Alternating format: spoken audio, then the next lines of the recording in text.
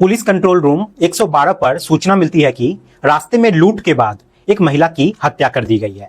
सूचना देने वाला व्यक्ति बेहद घबराया हुआ था और कह रहा था कि उसकी पत्नी को बदमाशों ने मार दिया है।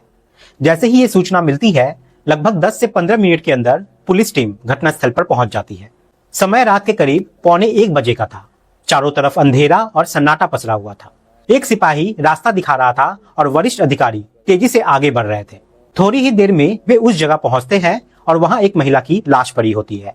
लाश को कब्जे में लेकर पुलिस आगे की जांच शुरू करती है। इसी दौरान रास्ता दिखा रहा सिपाही अधिकारी से कहता है कि अगर उन्हें ऐतराज ना हो तो वो कुछ बताना चाहता है। फिर वो कहता है कि घटनास्थल को देखकर ऐसा लगता है कि इस वारदात को एक या ज्यादा से ज्यादा 2 लोगों ने अंजाम दिया है, क्योंकि वहां ज्यादा पैरों के निशान नहीं थे। सिपाही ये भी बताता है कि इस मौके पर एक सर्जिकल ग्लव्स भी मिला है, जो कि हाल ही में इस्तेमाल किया गया लगता है। ये सुनते ही पुलिस सतर्क हो जाती है और मामले की गहराई से जांच शुरू करती है। जिस व्यक्ति ने सूचना दी थी, पुलिस उसके पास पहुंचती है और उससे पूछताछ शुरू करती है। पुलिस उसे बताती है कि ग्लव्स को फॉरेंसिक जांच के लिए भेजा जाएगा, जिससे अंदर के हिस्से से फिंगरप्रिंट मिल सकते हैं। जैसे ही ये बात उस व्यक्ति को बताई जाती है, वह घबराने लगता है। अब पुलिस को यहाँ पे शक होता है और वे मनोवैज्ञानिक तरीके से उससे बातें करने लगती है। पुलिस कहती है कि अगर वो सच बताएगा तो उसके लिए बेहतर होगा, वरना परेशानी जो है वो बढ़ सकती है। पुलिस की तरफ से ये एक तरीके का दाव था, लेकिन ये दाव बिल्कुल सही जगह लग जाता है।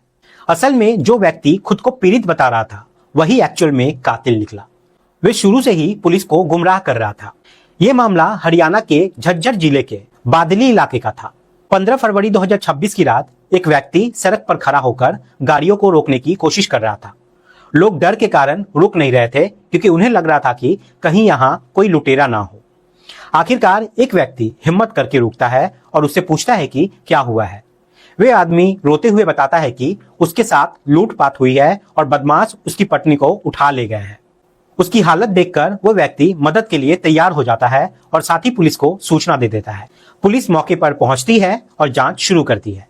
वहां मौजूद व्यक्ति, जिसका नाम अंशुल धवन होता है, बताता है कि वे पेशे से चार्टेड अकाउंटेंट है।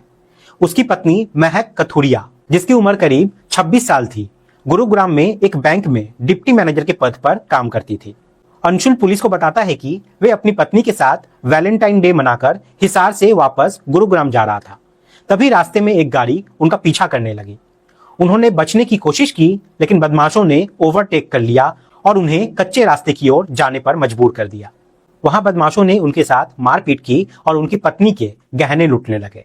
अंशुल के अनुसार जब उसकी पत्नी ने विरोध किया तो बदमाशों ने उसकी हत्या कर दी और उसे वहां फेंक कर फरार हो गए। पुलिस ने उसकी बात सुनी और उसे दिलासा दिया कि वे जांच कर रहे हैं और दोषियों को जरूर पकड़ेंगे। इसी बीच अंशुल अपने पिता को फोन करता है और ये घटना की जानकारी देता है। जैसे ही ये खबर परिवार तक पहुंचती है, घर में मातम छा जाता है। परिवार के लोग तुरंत घटनास्थल के लिए रवाना हो जाते हैं। जब महक के परिवार वाले पहुंचते हैं वहां पे, तो वे सीधा आरोप लगाते हैं कि हत्या किसी और ने नहीं बल्कि अंशुल ने ही किया है। ये सुनकर पुलिस भी चौंक जाती है, क्योंकि अभी तक अंशुल खुद को पीड़ित बता रहा था। पुलिस को यह समझ नहीं आ रहा था कि बिना किसी स्पष्ट झगड़े या विवाद के परिवार वाले ऐसा आरोप क्यों लगा रहे हैं। शादी को अभी सिर्फ 5 महीने ही हुए थे और सब कुछ यहाँ पे सामान्य लग रहा था। लेकिन जैसे जैसे जांच आगे बढ़ती है, पुलिस को अंशुल के बयानों में छेड़छाड़ नजर आने लगती है। वे अलग अलग लोगों के सामने अलग अलग बातें बता रहा था। इसी बीच सर्जिकल ग्लव्स वाला सुराग पुलिस के लिए सबसे बड़ा सबूत बनता है। अब पुलिस को यकीन हो जाता है कि मामला वैसा नहीं है जैसा दिखाया जा रहा है, बल्कि इसके पीछे एक खतरनाक साजिश छिपी हुई है। अब तक कहानी का जो चेहरा सामने आया था, वो सिर्फ एक झूठी परत थी। असली सच उससे कहीं ज्यादा खौफनाक थी। पुलिस ने जैसे ही अंशुल से सख्ती से पूछताछ की, उसके चेहरे के हाव भाव बदलने लगे। उसकी आवाज यहाँ पे लड़खड़ाने लगी और कुछ ही देर में वो टूट गया। अंशुल ने कबूल कर लिया कि उसकी पत्नी महक का कत्ल किसी लुटेरे ने नहीं बल्कि उसने खुद किया है। ये सुनकर वहां मौजूद हर व्यक्ति सुन रह जाता है। जिस इंसान ने अभी तक खुद को बेबस पति दिखाया था, वही अपनी पत्नी का हत्यारा निकला। पूछताछ में अंशुल ने जो कहानी बताई, वो इंसानी सोच को झकझोर देने वाली थी।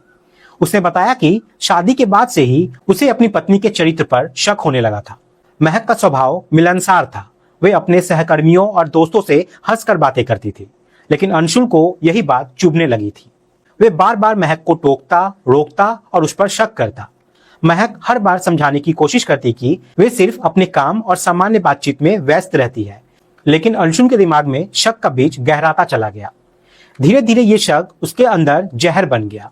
उसने मन ही मन तय कर लिया कि वे महक को रास्ते से हटा देगा। इसके लिए उसने पूरी साजिश भी रची। 14 फरवरी 2026 को वो महक को लेकर गुरुग्राम से हिसार गया, जहां उन्होंने वैलेंटाइन डे मनाया। बाहर से सब कुछ सामान्य और खुशहाल दिख रहा था, लेकिन अंशुल के दिमाग में पहले से ही एक खतरनाक योजना चल रही थी। अगले दिन 15 फरवरी की शाम को वे महक को लेकर वापस गुरुग्राम के लिए निकल पड़ता है। रास्ते में वो पहले से तय योजना के अनुसार सही जगह तलाशना शुरू करता है। जैसे ही वो झज्जर बादली रोड पर पहुंचता है, दोनों के बीच कहासुनी शुरू हो जाती है। ये कहासुनी अचानक नहीं थी, बल्कि अंशुल ने जानबूझकर माहौल ऐसा बनाया था। गाड़ी चलते चलते वे महक के साथ मारपीट करने लगता है। महक विरोध करती है, खुद को बचाने की कोशिश करती है, लेकिन अंशुल के सिर पर जुनून सवार था। कुछ ही देर बाद वे गाड़ी को मुख्य सड़क से करीब 100 मीटर अंदर कच्चे रास्ते पर ले जाता है। वहां सुनसान जगह देखकर वे महक को गाड़ी से बाहर खींचता है। इसके बाद वो अपनी पत्नी का गला दबाने लगता है। महक पूरी तरीके से खुद को बचाने की कोशिश करती है, लेकिन अंशुल उसे छोड़ने के मूड में नहीं था। उसने पहले से ही सर्जिकल ग्लव्स पहन रखे थे ताकि उसके फिंगरप्रिंट्स कहीं ना मिले। जब उसे लगा कि सिर्फ गला दबाने से शायद मौत ना हो, तो उसने एक और खौफनाक कदम उठाया। उसने एक कैंची निकाली और महक के गले की नस काट दी। खून तेजी से यहाँ पे बहने लगा और कुछ ही देर में महक की यहाँ पे मौत हो गई। इसके बाद अंशुल ने पूरी वारदात को लूट का रूप देने की कोशिश की। उसने महक के गहने उतारकर इधर उधर फेंक दिए ताकि ऐसा लगे कि बदमाशों ने लूटपाट के दौरान हत्या की है। इतना ही नहीं, उसने खुद को भी चोट पहुंचाई ताकि वह खुद को पीड़ित साबित कर सके। जब उसे पूरा यकीन हो गया कि उसकी कहानी तैयार है, तो वे मुख्य सड़क पर आकर खड़ा हो गया और गाड़ियों को रोकने की कोशिश करने लगा। काफी देर तक कोई नहीं रुका, लेकिन आखिरकार एक व्यक्ति रुकता है और वहीं से पुलिस तक ये कहानी पहुंचती है। लेकिन अंशुल की एक छोटी सी गलती ने उसकी पूरी साजिश को उजागर कर दिया, और वो थी वो सर्जिकल ग्लव्स। पुलिस ने जैसे ही ग्लव्स का जिक्र किया और कहा कि उसके अंदर से फिंगरप्रिंट मिल सकते हैं, अंशुल यहाँ पे घबरा जाता है और यही घबराहट उसकी सच्चाई को सामने ले आती है। पुलिस को अब साफ हो गया था कि ये कोई लूटपाट की वारदात नहीं, बल्कि एक सोची समझी हत्या है। जांच के दौरान पुलिस ने अंशुल और महक दोनों की कॉल डिटेल्स भी निकलवानी शुरू की, ताकि ये पता लगाया जा सके कि अंशुल का शक कितना सही था। हालांकि अभी तक ऐसा कोई ठोस सबूत नहीं मिला था जिससे यह साबित हो सके कि महक का किसी और के साथ कोई संबंध था। यानी एक इंसान ने सिर्फ शक के आधार पर अपनी पत्नी की जान ले ली। मामला यही खत्म नहीं होता। जब महक की पोस्टमार्टम रिपोर्ट सामने आती है, तो एक और चौंकाने वाला सच यहाँ पे सामने आता है। महक जो थी वो 2 महीने की प्रेग्नेंट थी। यह सुनकर परिवार वालों के पैरों तले जमीन खिसक जाती है। एक नहीं बल्कि 2 जिंदगियां एक साथ यहाँ पे खत्म कर दी गई थी। जिस बच्चे ने अभी दुनिया देखी भी नहीं थी, उसकी भी यहाँ पे हत्या हो गई।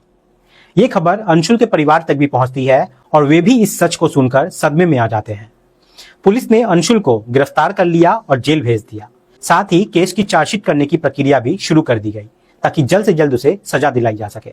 ये घटना सिर्फ एक हत्या की कहानी नहीं है, ये उस सोच की कहानी है जहां शक इंसान को इतना अंधा बना देता है कि वे सही और गलत का फर्क भी भूल जाता है।